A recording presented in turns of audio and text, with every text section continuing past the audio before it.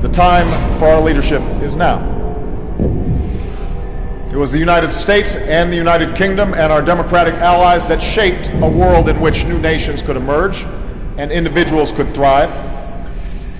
And even as more nations take on the responsibilities of global leadership, our alliance will remain indispensable to the goal of a century that is more peaceful, more prosperous, and more just. The nature of our leadership will need to change with the times.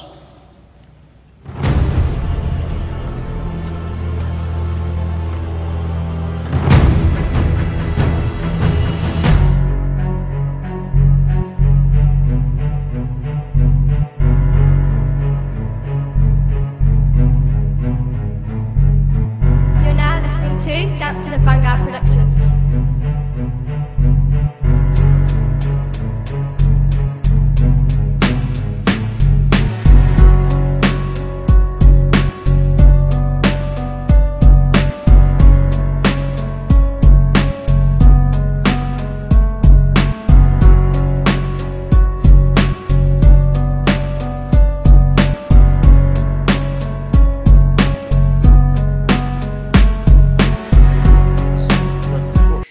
Shortly after 9/11, that our war is not against Islam.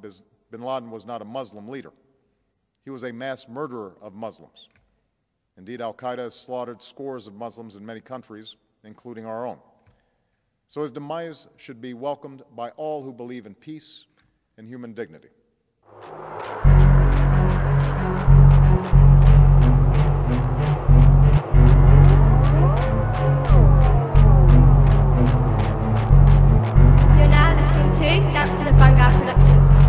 I receive this honor with deep gratitude and great humility. It's an award that speaks to our highest aspirations, that for all the cruelty and hardship of our world, we are not mere prisoners of fate. And yet I would be remiss if I did not acknowledge the considerable controversy that your generous decision has generated. In part, this is because I am at the beginning and not the end of my labors on the world stage. Compared to some of the giants of history who have received this prize, Schweitzer and King, Marshall, and Mandela, my accomplishments are slight. You just said you used the phrase "a Muslim president," and right. There are a lot of our viewers out there who probably jumped up straight up on their chairs and said, "What did he say?" Yes. And why do you say that? And I will give you the reason. My wife Rachel is Jewish and I'm Jewish, but I'm from America. She's from Egypt. I think like a Christian. She thinks like a Muslim. My wife is an intelligence gatherer for the Israeli government in Kol Israel radio services. And she was picking up broadcasts for years before the 2008 elections. And the Saudis were saying, and my wife didn't understand it until later, we will have a Muslim in the White House in 2008. And the fact is, nobody knew who Obama was before 2008. That's true. And he became a senator, I believe, in 2006. He barely served a very short time as senator, and all of a sudden he becomes the President of the United States. President to the United States faithfully. That I will execute faithfully the office of President of the United States. President of the United States. In my country. Assalamu alaikum. Candidate for president, but as a citizen. A proud citizen of the United States and a fellow citizen of the world. But the burdens of global citizenship continue to bind us together. A change of leadership in Washington will not lift this burden. In this new century, Americans and Europeans alike will be required to do more, not less. Partnership and cooperation among nations is not a choice. It is the only way, the one way, to protect our common security and advance our common humanity. The walls between races and tribes, natives and immigrants, Christians and Muslims and Jews cannot stand. These now are the walls we must tear down. President Obama has committed 30,000 more troops to Afghanistan, but has also announced a withdrawal could begin as early as the middle of 2011. Some in the U.S. are skeptical Obama's new strategy will work. Artisan Cecilia Churkina reports. After months of making up his mind, the U.S. president has revealed his plan for Afghanistan, escalating the war at the fastest possible pace. It is in our vital national interest to send an additional 30,000 U.S. troops to Afghanistan. In a speech that...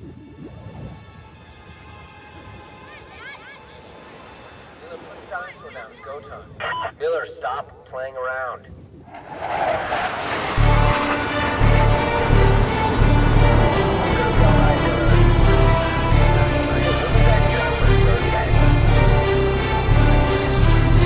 You are now listening to Dancing Beats.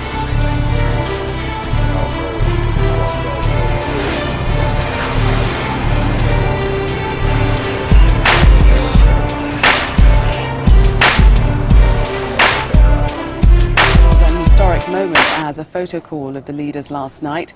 President Obama shook hands with Libya's Colonel Gaddafi. There's been hostility between the two countries for years over Libya's support for terrorist groups.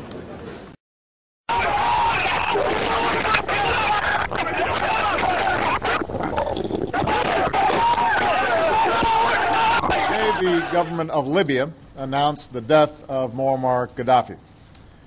This marks the end of a long and painful chapter for the people of Libya, who now have the opportunity to determine their own destiny in a new and democratic Libya. We stand at the precipice. The entire world is rushing towards World War III by any measurement or definition.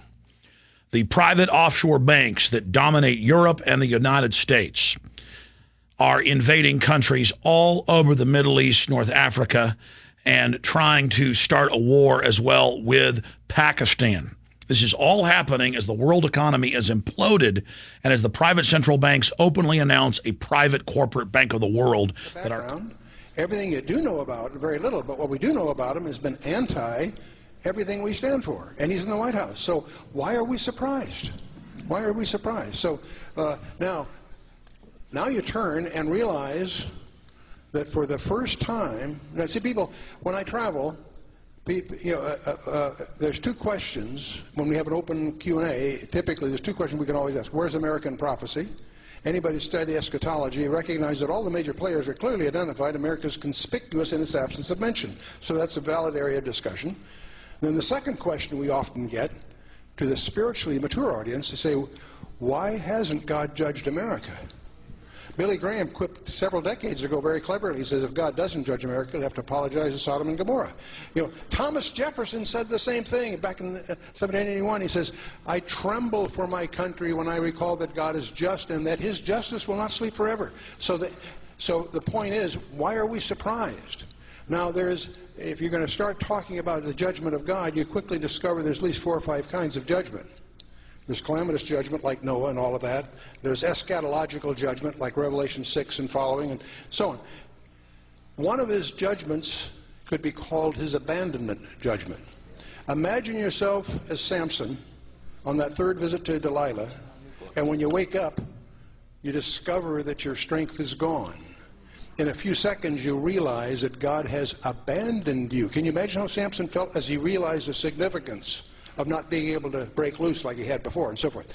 The abandonment judgment. That's exactly what Hosea was called to present to the northern kingdom. And God says to him, leave Ephraim alone. He's joined himself to idols. That summarizes the whole indictment of God against the northern kingdom, his abandonment judgment.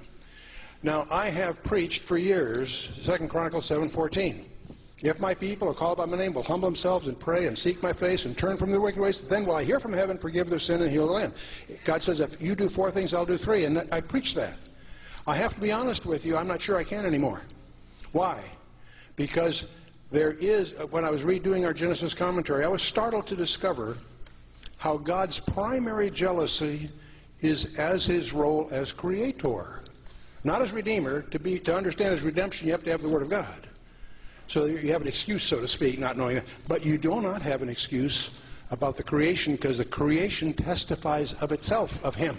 Psalm 19, etc. So the point is, I was startled to discover that God's primary passion or jealousy, if you want to call it that, is as his role as creator. And I also was startled to discover there is a specific judgment of God that is poured out upon a nation that fails to acknowledge him as creator.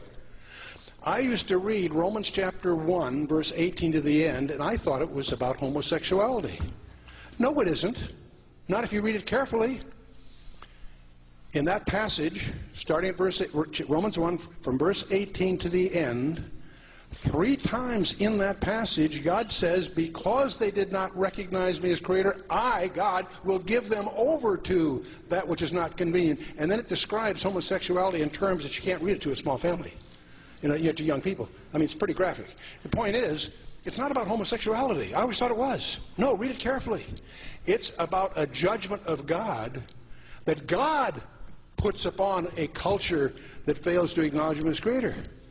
And I'm not talking homosexual. I always looked at it as an individual choice, as my friend Don Perkins pointed out.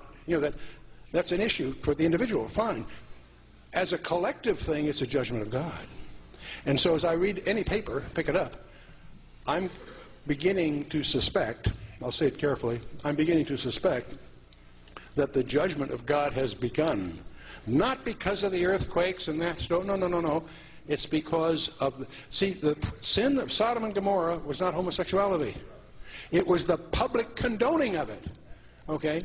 And to see where we're headed, I think you start talking about Jimmy Carter. Yeah. I think it's one of those rare comparisons that I think it's unfair to Jimmy Carter to compare him to Obama, because Obama is a sworn enemy.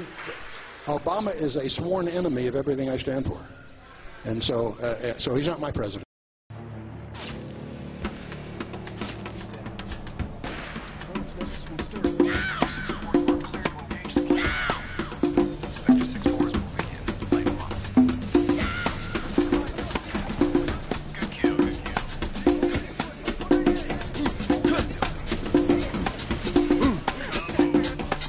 Please allow me to introduce myself. I'm a man of wealth and taste. I've been around for a long, long year. Stole many a man's soul of faith. I was around when Jesus Christ had his moment of doubt and pain. Made damn sure the Pilate washed his hands and sealed his face. Pleased to meet you, hope you guessed my name. But what's puzzling you is the nature of my game. Stuck around St. Petersburg when I saw it was a time for a change. Killed the Tsar and his ministers. Anastasia screamed in vain. I rode a tank, held a generous rank when the blitzkrieg raged and the bodies stank. Pleased to meet you, hope you guess my name. Oh yeah, I was puzzling you with the nature of my game. Oh yeah, I watched with glee while you kings and queens fought for 10 decades for the gods they made. I shouted out, who killed the Kennedys? The time for our leadership is now. After all, it was the United States and the United Kingdom and our democratic allies that shaped a world in which new nations could emerge and individuals could thrive. Even as more nations take on the responsibilities of global leadership, our alliance will remain indispensable